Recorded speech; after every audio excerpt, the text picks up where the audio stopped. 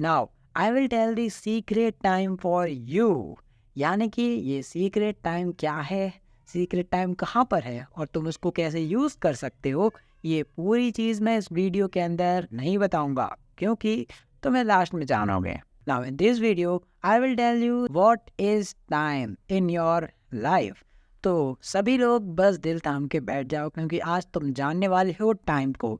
ये वीडियो बहुत सारे पार्ट्स में डिवाइड होने वाली है। मैं तुमसे कुछ क्वेश्चन पूछ रहा हूँ और तुम्हें बस मुझे कमेंट में आंसर देना है। What is the value of time in your life? Time के बारे में क्या सोचते हो? टाइम की क्या वैल्यू है तुम्हारी लाइफ में? The next question is what you do with time. अब तुम्हारे पास जो समय है उसके साथ तुम क्या करते हो? And from this I can ask you what you plan to do with time. तुमने आखिर टाइम के साथ क्या प्लान किया है?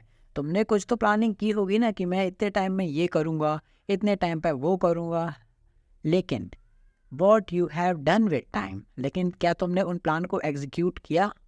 जो तुमने प्लानिंग की थी उनको पूरा किया या फिर सिर्फ रिग्रेट किया है? ये बहुत ही ज़्यादा इम्पॉर्टेंट चीज़ है कि तुम्हें अपने अपने आप को भी नोटिस करना होगा कि तुम जो टाइम पे जो चीज़ सेट कर रहे हो क्या तुम उसे फॉलो भी कर रहे हो, और क्या तुम एक टाइम टेबल के अनुसार लाइफ जी रहे हो या फिर नहीं। मतलब देखो, हमें रोबोट नहीं बनना कि इस टाइम पे हम ये करेंगे और इस टाइम पे यही करेंगे, लेकिन ऐसा भी नहीं होना चाहिए कि हमारे पास कोई टाइम फिक्स ही नहीं है, हम कभी भी कुछ भी कर रहे हैं, क्योंकि इसमें हमारी बॉडी हेल्थ सब कुछ खराब हो जाएगा। इसलिए इन क्वेश्चंस के बारे में बहुत ही ज़्यादा सोचना जो कि तुम्हारी स्क्रीन के ऊपर अभी है। नाउ सबसे इम्पॉर्टेंट सवाल, वेस्ट ऑफ टाइम। अब ये बात ऐसा है कि तुम्हें पता है कि सिर्फ और तुम्हें ही पता है कि तुम्हारा टाइम कहाँ पर वेस्ट हो रहा है, बाकी किसी को भी नहीं पता, और किसी को अगर पता भी है तो उसे कोई भी मतलब नहीं है कि तुम्हारा टाइम कहाँ पर वेस्ट हो रहा है।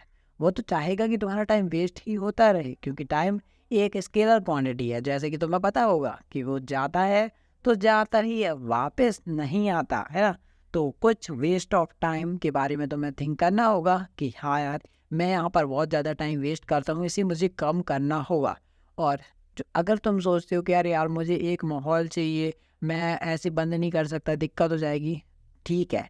तुम सबसे पहले धीरे धीरे वो, अगर जैसे कि तुम मोबाइल बहुत ज़्यादा यूज़ कर रहे हो, ठीक, मतलब 4-4 5-5 6-6 घंटे, 6-6 7-7 घंटे कर रहे हो, तुम बंद उसको नहीं कर सकते। मैं खुद ही कह रहा हूँ भाई, तुम नहीं कर सकते बंद, लेकिन उसको कम तो कर सकते हो।